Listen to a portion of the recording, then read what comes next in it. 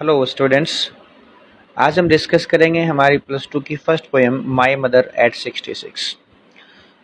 इस पोएम को कमला दास ने लिखा है। Kamala Das was an Indian poetess who has written about her personal life.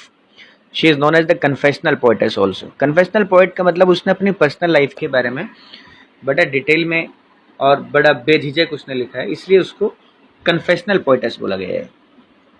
तो इस पोएम में उसने अपनी मदर के बारे में जो एक अपनी मदर के बारे में मोस्टली लिखा है, लेकिन जो रिलेशन है उसका उसकी मदर के साथ उसको डिस्क्राइब किया है। बड़ा इमोशनल पिच है इसके अंदर और इमोशनल वे में उसने लिखा है।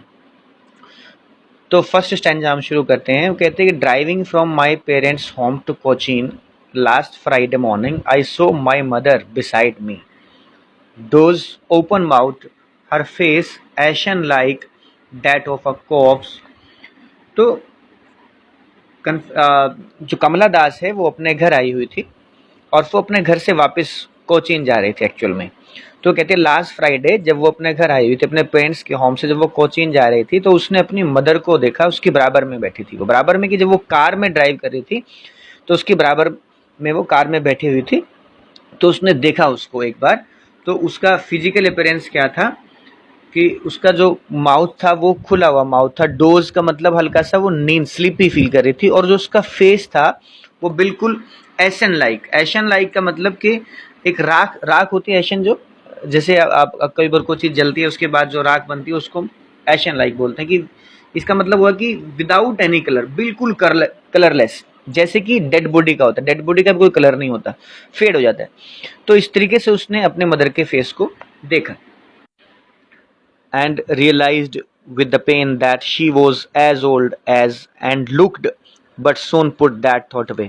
तो उसने रियलाइज किया पेन, मतलब कि उसको फील हुआ कि काफ़ी वो एज्ड हो चुकी हैं और उनका चेहरा बिल्कुल फीका पड़ गया है, जैसे डेड बॉडी का चेहरा बिल्कुल फीका पड़ जाता है।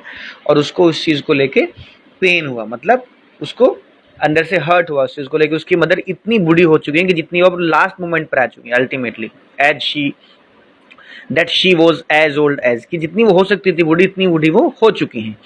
लेकिन उसने क्या किया, फिर वो अपने आप को बहुत ज़्यादा डिस्ट्रेस करना नहीं चाहती थी। And looked but soon put that thought away. तो जो थॉट था जो उसको नेगेटिव कर रहा था, जो उसको सैड कर रहा था, उदास कर रहा था, उसने उसको थॉट को जो था एकदम से ड्रॉप कर दिया। और ड्रॉप करने के लिए उसने क्या किया, उसने by and looked out at young trees sprinting the merry children spilling out of their Holmes.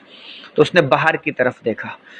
और किस चीज़ में बाहर उसने देखा कि जो यंग ट्रीज है स्प्रिंटिंग, जैसे गाड़ी चलती है तो जो ट्रीज होते हैं वो हम अपोजिट डायरेक्शन में चलते एकदम भागते दिखाई देते हैं। तो जो यंग जो ट्रीज थे वो एकदम से अपोजिट डायरेक्शन में चल रहे थे। और जो चिल्ड्रन है वो एकदम एंजॉय करते थे। मैरी चिल्ड्रन, मैरी का मतलब ये MERRY है, मैरी का मतलब यहाँ पे एंजॉयमेंट से है। स्पिलिंग आउट एकदम बाहर निकलना, एकदम कूद के बाहर आना। तो दो अपने घरों से बाहर भाग रहे थे। तो एक्चुअल में जो स्प्रिंटिंग ट्रीज है या स्पिलिंग चिल्ड्रन है वो कंट्रास्ट है उसकी मदर की ओल्ड एज के साथ। मतलब कि जैसे ओल्ड एज है अभी वो बहुत ज़्यादा एनर्जी लेस है, तो जो यंग ट्रीज हैं, बच्चे हैं, वो फुल ऑफ एनर्जी हैं फिलहाल। तो उसने उस थॉट को, जो नेगेटिव थॉट उसके माइंड में आया था due to the old age, तो उसने उसको कंट्रास्ट किया, कंपेयर किया यंग एज से, जो कि एनर्जी से भरा होता है, यंग एज होता है एंथुजियाज्म से भरा होता है, उसके साथ ये कंट्रास्ट है। तो इसलिए उसने उस थॉट को ड्रॉप करने के लिए बाहर की तरफ देखा। But after the airport security check, standing a few yards away, I looked again at her, wan, pale as winter, as a late winter's moon। उसके बाद वो कहते हैं कि जब सिक्योरिटी चेक हुआ उसके बाद फिर कुछ यार्ड्स के डिस्टेंस पे खड़ी होकर एक बार फिर से अपनी मदर की तरफ देखा। मतलब दूर से जब कोई जाता है तो फिर एक बार जाते जाते थोड़ा डिस्टेंस से एक बार निहारते हैं, दूर जाकर देखते हैं।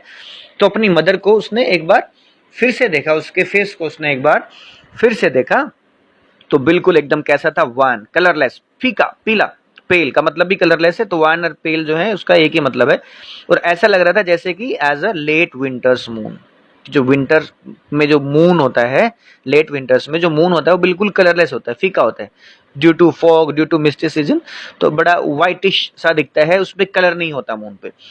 तो एक तरीके से तो उसमें सबसे पहले तो ये कि इसमें जो पोएटिक डिवाइस है वो है एलिट्रेशन, सॉरी सिमिली है, क्योंकि एज और लाइक जहाँ पर यूज, जब कंपैरिजन करते हैं किसी एक चीज़ का दूसरी चीज़ के साथ, तो वहाँ पर सिमिली होता है। और सेकेंडली पोएटेस की जो फीलिंग्स हैं, जो लव है उसकी मदर के लिए, उसको यहाँ पर शो किया गया है। उसके बाद नेक्स्ट स्टैंजा में and felt that old familiar एक माई चाइल्डहुड फियर, और फिर वो एक फेमिलियर एक को उसने फील किया, एक जाना पहचाना दर्द। फेमिलियर एक बहुत इंपॉर्टेंट क्वेश्चन यहाँ पर आता है, व्हाट इज द फेमिलियर एक? फेमिलियर का मतलब होता है जो हम पहले, जिस चीज को हम एक्सपीरियंस कर चुके हैं। तो ओल्ड एक माई चाइल्डहुड फियर, कौन सा है वो? उसका बचपन का जो फियर है। बचपन में जब जनरली भी बच्चे को डर रहता है कि उसकी मदर उससे कहीं दूर ना चली जाए, तो आज फिर से उसको वही डर लगा, क्योंकि नाउ अब उसकी मदर जो है वो ओल्ड एज पे है और वो जानती है कि कुछ टाइम के बाद उनकी डेथ हो जाएगी।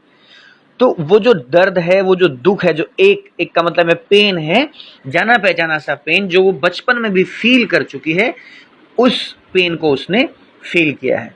But all I said was see you soon अमा, लेकिन उस सारे दर्द को, उस सारे फियर को उसने एक अपने मन में दबा के, सप्रेस करके अपने मन में सिर्फ क्या बोला उसने अपनी मदर को, जो बोल पाई कि सी यू सून अमा, कि मम्मा हम जल्दी मिलेंगे।